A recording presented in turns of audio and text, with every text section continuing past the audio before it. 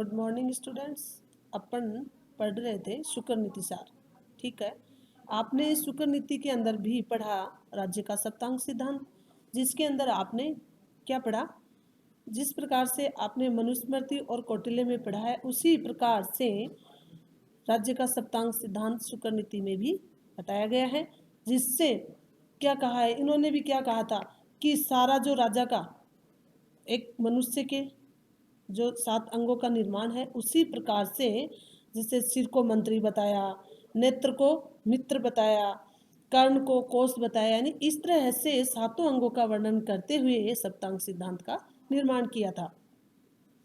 फिर आगे क्या किया? राज्य का कार्य क्षेत्र। आगे शुक्र नीति के अंदर राज्य का कार्य क्षेत्र के अंदर आपने पिछले वीडियो में पढ़ा था, सबसे पहले प्रजा की सुरक्षा करना। यानी सबसे पहला जो कार्य राजा का होता है वो क्या है? प्रजा की सुरक्षा करना, प्रजा की रक्षा करना। यानी प्रजा के लिए, प्रजा के प्रति क्या क्या उनका दायित्व है उनको पूरा करना। यदि प्रजा के लिए राजा इस तरह का कार्य स्वयं हो करता है तो ये कहा है कि धर्म के अधीन रह करके, राजा धर्म के अधीन रह करके ही प्रजा की रक्षा करेगा। दंड की भी विशेष व्यवस्था की गई है। कहा है कि दंड यानी भय के बिगर प्रीत नहीं है। ये तो अपने मनुस्मृति में भी पढ़ा है कि भय बिगर प्रीत नहीं है, यानी दंड को सर्वोपरि रखा है। दंड को सर्वोपरि क्यों रखा है? क्योंकि किसी भी कार्य को करते हैं व्यक्ति तो उसको यदि किसी कार्य में किसी रूप में अधिकारी बना दिया और वो अपने कार्य को संपन्न कर रहा है तो वो गलत काम भी करेगा। यदि उसको दंड का कोई भय नहीं होगा तो वो गलत कार्य भी करेगा। इसलिए उस गलत कार्य को रोकने के लिए सर्वोपरि दंड को रखा गया था। वैसे ही शुक्र नीति सार में भी दंड को भी प्रावधान दिया गया है कि व्यक्ति के अंदर यदि दंड होगा तभी वह किसी भी कार्य को सरलतापूर्वक कर पाएगा। अगला जो लोक कल्याण के लिए भी उन्होंने क्या रखा है कि ये जो शुक्र ने ये बताया है कि शासक क्रूर न हो, जनता को प्रेम भाव से हर कार्य को समझाए, उनको हर व्यवस्थाएं दे। जिस तरह से व्यक्ति मंदिर है, उद्यान है, इसका भी क्या करेगा? राजा ही उसका निर्माण करवाएगा, जिससे क्या है कि प्रजा उसका सुख भोगे। जिसके पास किसी प्रकार से खाने के लिए नहीं है, कोई असहाय है, पीड़ित है, उसका भी सरकार के द्वारा, राजा शासक के द्वारा ही उससे प्रजा की रक्षा की जाएगी। अगली जो व्यवस्था है वो है अर्थव्यवस्था का निर्वाह।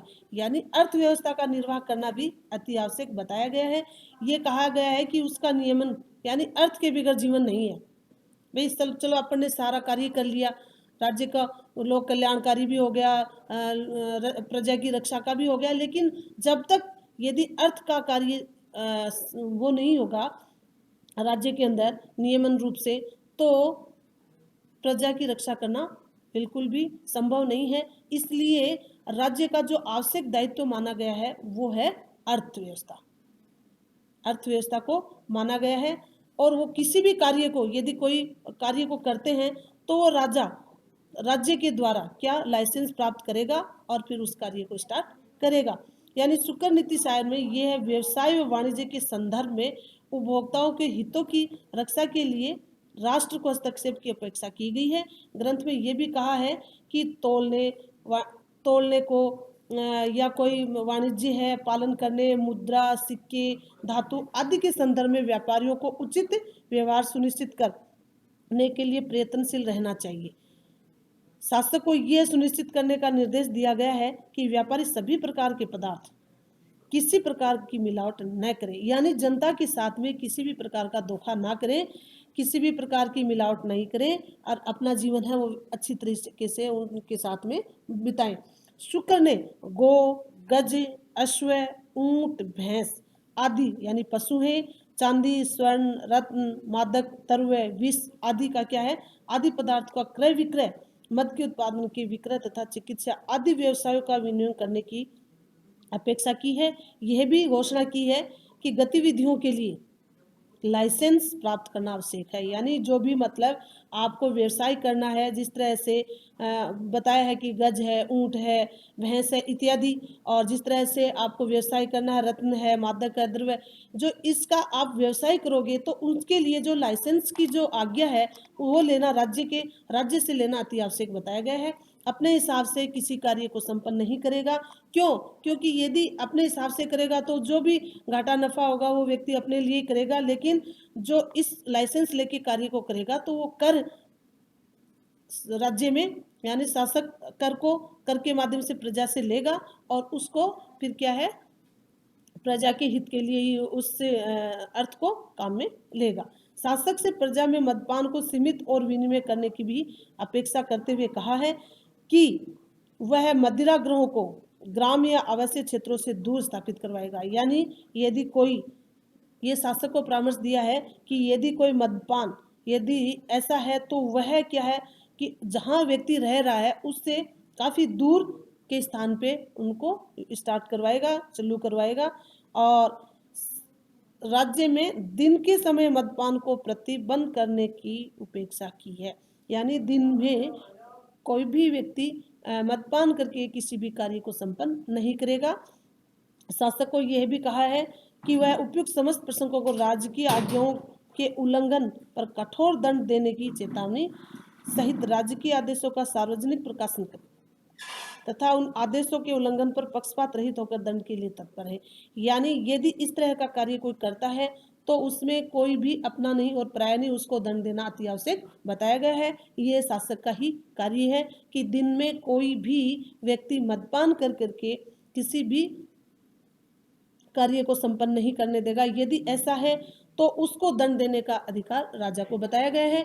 वो राजा को पूर्ण अधिकार है कि ऐसे व्यक्ति को दंडित करके और उससे यानी दंड यानी भय देगा, तभी वह व्यक्ति उस कार्य को संपन्न पूर्ण करेगा। इसलिए ये पक्षपात रहित होकर के और दंड देने का राजा का कार्य बताया गया है। शासक से यह भी अपेक्षा की गई है कि राजमार्गों की निरंतर क्या करवाएं, मरम्मत करवाएं, जिससे क्या गाड़ी घोड़े वगैरह चलते हैं वो आराम से चले, किसी भी व्यक्ति का नुकसान न हो। तो इस तरह से अर्थव्यवस्था का जो निर्वाह बताया गया है ये है राज्य के अंदर अति आवश्यक माना गया है।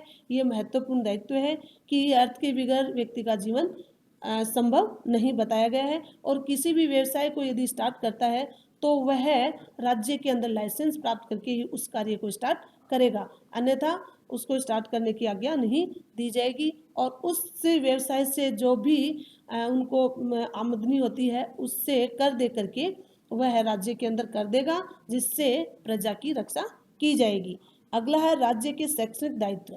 यानी राज्य का यह भी कार्य बताया गया है कि जिस राज्य के अंदर राजा का कार्य बताया गया है कि जिस राज्य में जो प्रजा रहती है वो सभी शिक्षित हो और उनको प्रोत्साहित करें कि यदि कोई फर्स्ट डिवीज़न लेके आता है तो उसको क्या दी जाएगी, उसको छात्रवृत्ति दी जाएगी। और कोई नाच में, कोई कला में, किसी में भी यदि वो आगे है तो उसको भी प्रोत्साहित करके राज्य का उत्साह बढ़ाया जाएगा। तो राज्य नागरिकों के मध्य शिक्षा का प्रसार के लिए भी उत्तरदायी माना गया है। शुक्र नीति के शासक से यह भी अपेक्षा की है कि योग्य शिक्षार्थियों को छात्रवृत्ति देकर उनकी शिक्षा के लिए विशेष प्रयत्न करें। राजा को परामर्श दिया है कि वह शिक्षा पूर्ण हो जाने पर शिक्षित व्यक्तियों को राजकीय पदों पर उनकी योग्यता के अनुसार नियुक्ति प्रदान करें। जिन्होंने यह सभी अपेक्षा की है कि विद्या और कला में पारंगत व्यक्तियों को प्रति वर्ष सम्मानित करें, जिससे क्या है व्यक्ति का हौसला बढ़ता है और वो और अधिक अच्छा कार्य करेगा। ये है राजा का ही कार्य बताया गया है। शुक्र नीति सार में यह भी निर्देश दिया है कि विद्याओं तथा कला की भांति निरंतर उन्नति होती रहे, जिससे क्या है कि व्यक्ति के अंदर एक प्रोत्साहन देने से व्यक्ति के अंदर और भी ज़्यादा और कॉन्फिडेंट बढ़ता है और वह कार्य को करता है। तो इसलिए राज्य का कार्य है वो शैक्षणिक दायित्व का भी है कि जिस राज्य के अंदर प्रजा रहती है, जिस राज्य के अंदर नागरिक रहता है, वह सभी नागरिक क्या हो, शिक्षित हो, जिससे क्या है कि वहाँ का राज्य बहुत ही अच्छा से कार्य कर पाएगा। राज्य से के सामाजिक दायित्व। सामाजिक दायित्व भी बताया गया है कि मनु की भांति विस्तृत विवेचना तो नहीं की है, लेकिन ये जरूर कहा है कि संगठित होकर व्यवस्थित बनाए रखने का दायित्व किसका है? राजा का ही माना गया है। शुक्र ने यह भी सुनिश्चित करने की अपेक्षा की कि समाज के विभिन्न वर्ण ब्राह्मण, क्षत्रिय, वैश्य, शूद्र अपने अपने दायित्व का निष्ठापूर्वक निर्वाह करते रहे तथा उनके मध्य सौजन्यपूर्ण संबंध भी बने रहे। जो जिसको जितना कार्य दिया गया है वह अपना कार्य ईमानदारी से करेगा और समाज के अंदर सुव्यवस्थितता यानी व्यवस्था जो है वो बनाए रखेगा। प्रजा के जीवन में धर्म को सुनिश्चित करना शुक्र ने राज्य का दायित्व माना है तथा सामाजिक व्यवस्था का नियमन और सामाजिक यानी धर्म और नैतिकता के साथ में व्यक्ति को जीना बताया गया है। ऐसा मतलब अपन ने कौटिल्य में भी पढ़ा था और मनुस्मृति में भी पढ़ा है कि धर्म को लेकर के व्यक्ति को आगे बढ़ना चाहिए।